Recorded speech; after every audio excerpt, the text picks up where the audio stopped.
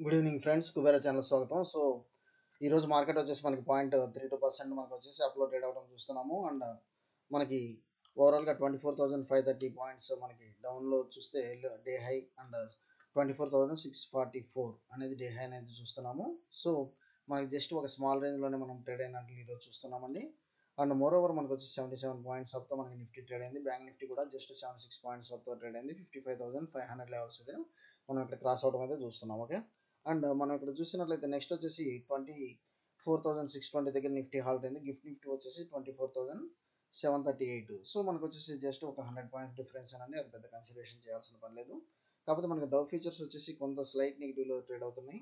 And more over మనం ఇంకా చూసినట్లయితే డాక్సీ క్యాక్ వచ్చేసి ప్రస్తుతం వచ్చేసి మనకి కరెంట్గా మనకి 0.59% మనకి అప్ ట్రెండ్లో అయితే ట్రేడ్ అవటం చూస్తున్నాము. ఈవెన్ హ్యాంగ్సెంగ్ ఓవరాల్గా మనకు వచ్చేసి సో గ్లోబల్ క్యూస్ అనేది కొంత పాజిటివ్లో ఈరోజు ట్రేడ్ అవ్వడం చూస్తున్నాం. ఓకే, ఒకసారి ఆప్షన్ చేయండి డేటా చూద్దాము. మనకి 24,600 మన దగ్గర హాల్ట్ అయ్యింది. అండ్ మనకి ఓఐ డేటా మనకి 24,000 మనకు వచ్చేసి 700 కానివ్వండి, లేకపోతే 800 కానివ్వండి, అలాగే మనకు వచ్చేసి 24,000 మనకి 925,000 మనకు వచ్చేసి కొంత స్ట్రాంగ్ ఓఐ అనేది మనం ఇప్పుడు చూస్తున్నాం. ఈవెన్ డౌన్ సైడ్ చూసినట్లయితే 24,600 బిలో మనకి 24,500. సో 24,600 ఎప్పుడైతే డౌన్ సైడ్ క్రాస్ అవుతూ ఉంటుందో ఆటోమేటిక్గా ఒక 100 పాయింట్స్ డౌన్ సైడ్ అయితే మీరు టార్గెట్ తీసుకోండి.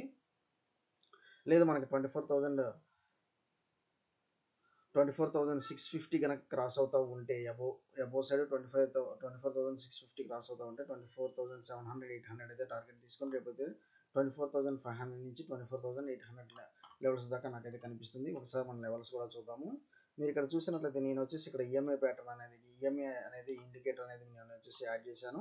అండ్ మోర్ ఓవర్ నాకు వచ్చేసి ఇండికేటర్ వచ్చేసి ఇక్కడ సిగ్నలింగ్ వచ్చేసి ఎంటరింగ్ అనేది ఇచ్చిందండి ఇది. అండ్ డౌన్ సైడ్ మనకు వచ్చేసి స్టాప్ లాస్ అయితే హిట్ అవ్వలేదు. సో మనకు వచ్చేసి ఈఎంఐ సిగ్నలింగ్ నిన్నే మనకి ఎంటర్ వచ్చింది. కాకపోతే ఏంటంటే ఏదైతే మనకి green candle next immediate green candle వచ్చిందో దానికంటే హైస్ అయితే మార్కెట్ అయితే వెళ్ళలేదు ఈరోజు. ఓకే, సో ఏదైతే నెక్స్ట్ గ్రీన్ క్యాండిల్ వచ్చిందో దానికంటే హైస్ అయితే వెళ్ళలేదు. మార్కెట్ వచ్చేసి ఒక స్మాల్ రేంజ్ బౌండ్లోనే ఉందండి. సో ఎప్పుడైతే ఇలా స్మాల్ రేంజ్ బౌండ్లో ఉంటుందో ఆటోమేటిక్గా మనం వచ్చేసి రెక్టాంగిల్ ప్యాటర్న్ అనేది వాడచ్చు. అండ్ మోర్ ఓవర్ మనం ఇక్కడ చూసినట్లయితే లాస్ట్ టూ క్యాండిల్స్ మనకి ఈ రోజు వచ్చేసి లాస్ట్ టూ క్యాండిల్స్ ఒక down side breaking EMI breaking అనేది జరిగింది. అందువలన వచ్చేసి ఎక్స్పోనెన్షియల్ మూవింగ్ యావరేజ్ అనేది మనం ఇక్కడ తీసుకున్నాము.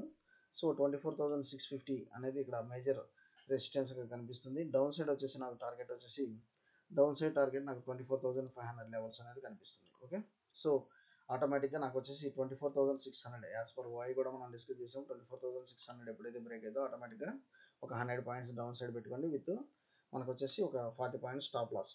లేదు మనకు వచ్చేసి అప్ సైడ్ మొమెంటం రావాలంటే మాత్రం so up side momentum take up చేయాలంటే మాత్రం మీరు వచ్చేసి ఈ లెవెల్స్ అయితే మీరు టేకప్ అయితే చేసుకోండి. సో మీరు అప్ సైడ్ మొమెంటం లెవెల్స్ రావాలంటే మాత్రం నాకు వచ్చేసి ఈ లెవెల్స్ ఎప్పుడైతే బ్రేక్ అవుతాయో ఆటోమేటిక్గా అప్పుడే నేను వచ్చేసి అప్ సైడ్ మొమెంటం లెవెల్స్ అయితే తీసుకుంటాను. నాకు వచ్చేసి ఈరోజు మేజర్గా ఏదైతే ఉంటుందో సపోర్ట్ అండ్ రెసిస్టెన్స్. సో నాకు ఈ క్యాండిల్ వచ్చేసి 1 సెకండ్ నాకు ఈ 24,650 లెవెల్స్ యాజ్ పర్ మనకు ఓఐ డేటా 24,650 లెవెల్స్ ఎప్పుడైతే బ్రేక్ అవుతాయో అప్పుడే నేను వచ్చేసి అప్ సైడ్ మూమెంటం అయితే తీసుకుంటాను. టిల్ నాకు 24,800 దాకా ఈ లెవెల్స్ దాకా ఛాన్స్ ఉందనేది నేను ఇక్కడ గమనిస్తున్నాను. సో ఈ లెవెల్స్ దాకా నాకు ఛాన్స్ ఉందనేది నేనైతే గమనిస్తున్నాను upside momentum. Okay, so మనకి ఈవెన్ మన బ్యాంక్ నిఫ్టీ ఒకసారి చూద్దాము. బ్యాంక్ నిఫ్టీ కూడా చూసినట్లయితే మనకి ఇది ఒక ఇన్సైడ్ క్యాండిల్. బ్యాంక్ నిఫ్టీ వచ్చేసి ఒక ఇన్సైడ్ క్యాండిల్ అయితే ఫార్మేషన్ అయితే జరిగింది. సో బ్యాంక్ నిఫ్టీ వచ్చేసి ఒక ఇన్సైడ్ క్యాండిల్ ఫార్మేషన్ అయితే జరిగింది. అందువల్ల మీరు 55,750 అబవ్ వచ్చేసి మీరు కాల్ ఆప్షన్ బై చేయండి విత్ స్టాప్ లాస్ వచ్చేసి మాకు 55,600 పెట్టుకోండి. సో ఓవరాల్గా నాకు వచ్చేసి ఒక 100 పాయింట్స్ స్టాప్ లాస్తో అప్ అండ్ డౌన్ అనేది నాకు ఇక్కడ మూమెంటం అయితే కనబడిపోతుంది రేపు. ఓకే, సో ఇది వచ్చేసి క్లియర్ ఇన్సైడ్ క్యాండిల్ స్ట్రాటజీ అండి. అండ్ నిఫ్టీ వచ్చేసి మనం ఈఎంఐ ప్యాటర్న్ ద్వారా చూస్తున్నాము. ఓకే, నెక్స్ట్ వచ్చేసి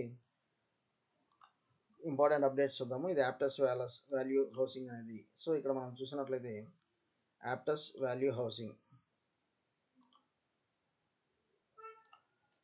సో ఇక్కడ వచ్చేసి మనకి యాప్టస్ వాల్యూ హౌసింగ్ అనేది షేర్స్ వచ్చేసి 10% దాకా మనకి డౌన్ సైడ్ అనేది రావడం జరిగింది. ఎందుకంటే 8.8% ఈక్విటీ షేర్లు బ్లాక్ డీల్ ద్వారా సేల్ చేయడం జరిగింది అన్నట్టుగా చూస్తున్నాము. ఎప్పుడైతే ఇన్వెస్టర్స్ సో మనకి ఫారెన్ ఇన్స్టిట్యూషనల్ ఇన్వెస్టర్స్ కానివ్వండి, పెద్ద ఫండ్ హౌసెస్ కానీ ఎప్పుడైతే వాళ్ళ యొక్క స్టేక్ అనేది విత్డ్రా చేస్తూ ఉంటారో అప్పుడు ఆటోమేటిక్గా కొంత మనకు వచ్చేసి మార్కెట్లో దాని డౌన్ ట్రెండ్ అనేది చూస్తాము. అండ్ మోర్ ఓవర్ అది కూడా మనకు వచ్చేసి లోవర్ సర్క్యూట్స్ అనేది చూస్తాము.